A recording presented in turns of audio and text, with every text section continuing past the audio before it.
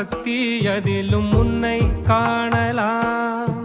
பசி என்று தன் முன் வந்து கையேந்தி கேட்கும் போது தன் உணவை தந்தால் கூட உன்னை காணலாம். உன்னை காண பல கோடி இங்கு வாரி இறைக்கிறார்கள். எளிதாக உன்னை சேர இங்கு யாரு நினைக்கிறார்கள். அலங்காரம் அதில் நீ இல்லை, அகங்கார மனதில் இல்லை. துளி கள்ளம் கபடம் கலந்திடாத அன்பில் இருக்கிறாய். உணர்ந்தே